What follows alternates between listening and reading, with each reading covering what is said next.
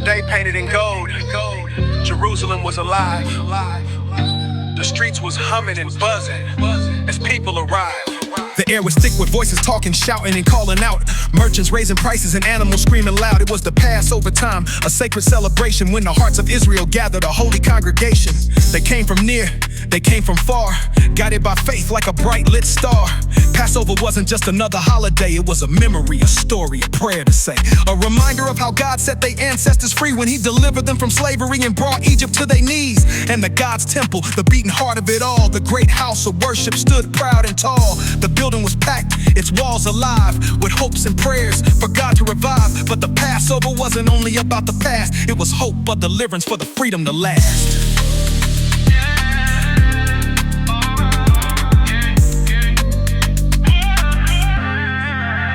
Israel was under Roman rule and their spirits were strained. They prayed for a rescue from the chains that remained. The temple held their dreams, their sacred trust. But for many, what they found turned their hope to dust. As they entered the temple, what greeted their eyes was noise, not reverence, and greed disguised. In the house of God, meant for prayer and grace, was a scene of chaos and a crowded marketplace. Sellers lined the walls with merchandise for trade. They turned the holy ground to a place deals were made. They sold doves to the poor and sheep to the rich. The cattle price so high put the humble in a ditch. The poor were priced out, left to despair. Greed replaced the prayers meant to fill the air. Money exchangers sat behind tables of money piled high, exchanging temple money for real money, but with fees that made you sigh. They cheated the faithful, their hearts cold as stone, profiting off worshipers who came to God alone.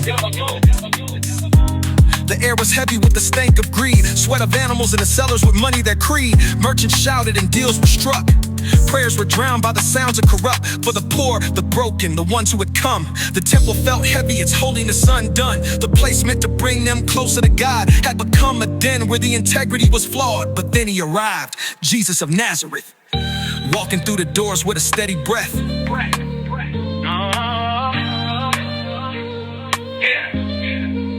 No crown on His head, no riches in His hand, yet His presence alone was a holy command. He wasn't dressed in a robe of gold or silk, but His garments were humble, simple as milk.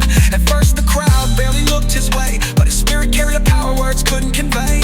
His eyes scanned the room, fire and grief intertwined. He had a righteous sorrow burning deep in His mind. This was His Father's house, a house of prayer, and seeing it defiled was more than He could bear. He stopped in the middle, standing still, taking in the chaos, the greed, and they thrills. Animals in cages, vendors shouting out, money piling high, arguments in doubt. His jaw tightened, his heart burned within. The holiness of the temple was buried in sin. This wasn't a marketplace, it was God's domain, and Jesus couldn't allow this injustice to remain. With bold steps, He walked to a table near where a money changer sat with his greed sincere. Without hesitation, Jesus' hands moved fast, flipping the table with a force that cast. Coins clattering, scattering across the stone. The noise silenced the chatter, and the people looked on. The money changer froze, his face in shock, but Jesus moved on. He moved forward like a clock, another table He flipped. Dollars and coins spilled wide. The vendors were scrambling, but their greed was denied. Get these out of here. His voice rang strong. You turning my Father's house into what's wrong. It is written, my house will be a house of prayer, but this is a den of thieves. What you've made, beware. His voice carried power, His presence divine, a holy authority. They had crossed the line. The vendors froze, fear gripped their minds. His authority was unlike any other they'd find.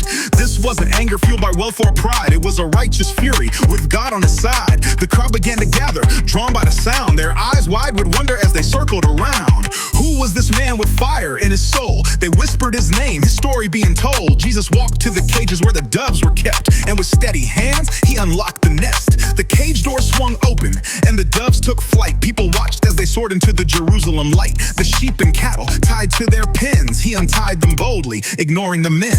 The animals wandered, their freedom restored. As Jesus turned, His voice like a sword, get out of here. His command rang clear, stop profiting from the faith that draws people here. His words weren't just loud, they were sharp and precise. A voice of justice, cutting through the ice. The vendors dared not step in His way. It stood back trembling, with nothing to say.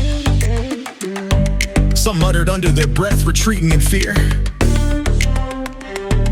while others stayed silent, unsure why they were there. And still He moved with purpose and might, cleansing the temple, restoring its light. This wasn't just a man overturning stalls. This was the Son of God answering the call. But in the midst of the chaos, a softness appeared. The children ran to him without an ounce of fear. Their small faces lit with wonder and grace. They saw the love of God shining from his face. He knelt to their level, his sternness replaced by a warm smile and a gentle embrace. His hands touched their heads, and blessings he gave as they laughed full of joy. No need to be brave. Praise the Son of David, they cried. Voices echoing, rising high. Their pure sound filled the temple with sweet melodies that revive. The crowd was awestruck, watching the scene. A man of power with a heart serene. He wasn't just a teacher or a healer, they knew. In this moment, they saw something new. This was a protector of all that was holy, a defender of God's house, bold and humbly. His anger wasn't like the anger of men. It was righteous, pure, and it had softened them. But not everyone was moved with grace. In the corner stood men with hardened face. The religious leaders full of distaste watched him work, their hearts raced. They hated this man who challenged their reign, who spoke with wisdom and brought them shame. Seeing him cleanse the temple this way, their jealousy grew even darker that day. Do you hear what these young children are saying? One leader shouted, his frustration betraying. Jesus turned to the man, he was calm as could be. Then his answer came with truth and authority. Yes, he replied with a voice that soared. Have you not read from the lips of children and infants? God's praise is poured. Their mouths were silenced, they couldn't respond, for his words struck deep like a holy bond. They couldn't deny the truth that he spoke, but their anger raged, their jealousy poked. But Jesus didn't leave the temple in disarray. He stayed and restored what greed had took away. The tables overturned, the money scattered wide, but he worked deliberately with his foes.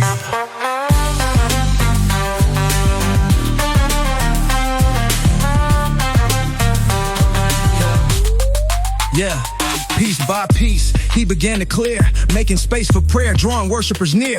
He moved cages and pins, he swept the floor, restoring God's house to what it was before. Some from the crowd stepped forward to aid, inspired by the boldness of the stand he made. Together they worked, side by side, turning chaos to peace, letting worship abide. The noise of greed was replaced by prayer. A quiet awe settled into the air. For the first time in years, the temple felt right, a place of holiness, a beacon of light.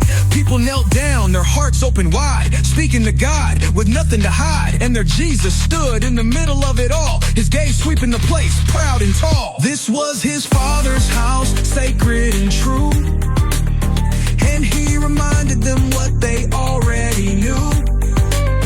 When his work was done, he turned to leave, but the crowd wasn't ready to let him proceed.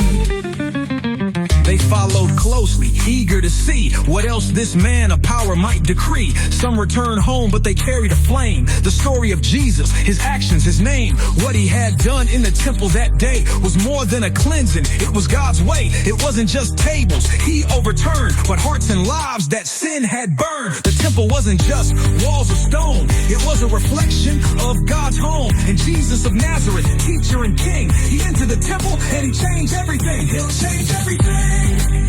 He'll change everything. He'll work in your favor. Let him change everything. He'll change everything. He can change everything. He'll work in your favor. Let him change everything. Change everything. He can change everything. It'll work in your favor. Let him change everything.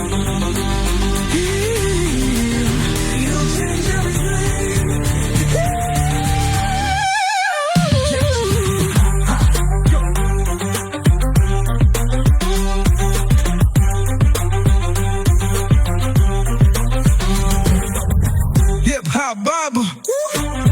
Hip-hop Bible. Hip-hop Bible. He'll change everything. He'll work in favor. He'll change everything. He'll change everything.